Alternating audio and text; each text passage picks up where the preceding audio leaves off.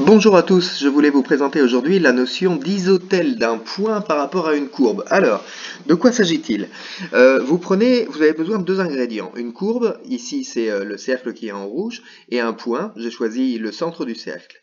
Et on cherche à construire l'ensemble de tous les points qui vont être équidistants, à la même distance, du point qu'on a choisi, le point O, et de la courbe que l'on a choisie, c'est-à-dire du cercle.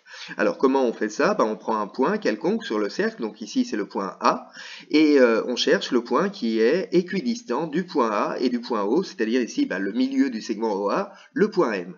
Qu'est-ce qui va se passer? Lorsque le point A va parcourir le cercle, le point M lui aussi va parcourir un lieu géométrique qui est un cercle comme vous le voyez, et cet ensemble bleu, donc l'ensemble des positions du point M, c'est ce qu'on appelle l'isotèle du point O par rapport à la courbe, et c'est donc l'ensemble des points qui sont équidistants du centre O et du cercle.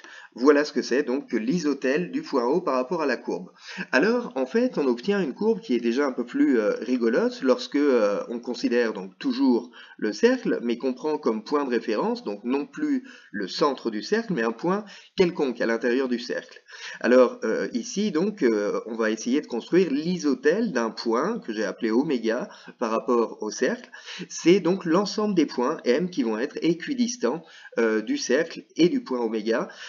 J'ai laissé les traits de construction ici pour que vous voyez comment on fait pour construire le point M, donc équidistant de oméga et de A.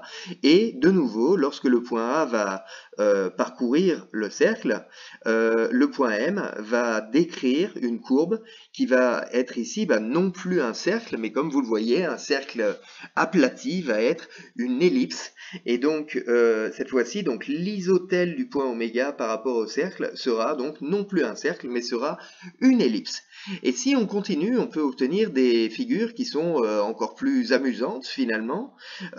Et donc précisément, si on prend comme point de départ, donc non plus un cercle, mais qu'on prend comme point de départ une ellipse cette fois-ci, on peut s'amuser à construire donc l'isotèle d'un point, d'un foyer de l'ellipse, le point F, par rapport à l'ellipse. Alors c'est toujours la même chose, on va construire donc les points qui sont équidistants, qui sont à égale distance du foyer et de l'ellipse, et on va obtenir de la sorte ici tous les points appelés C, et lorsque le point A va parcourir l'ellipse, cette fois-ci le point C va décrire une courbe alors qui est un peu plus compliquée.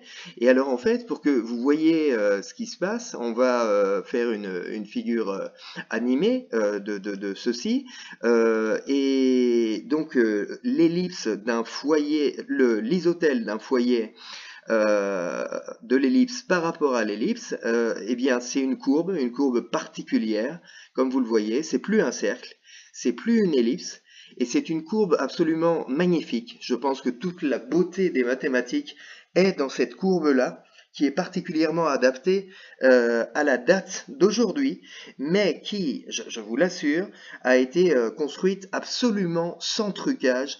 Et donc voilà la courbe idéale pour aujourd'hui, mercredi 1er avril, et je vous souhaite une excellente journée. Je suis sûr qu'après ça, elle sera d'autant plus jolie. Voilà, bonne journée à vous.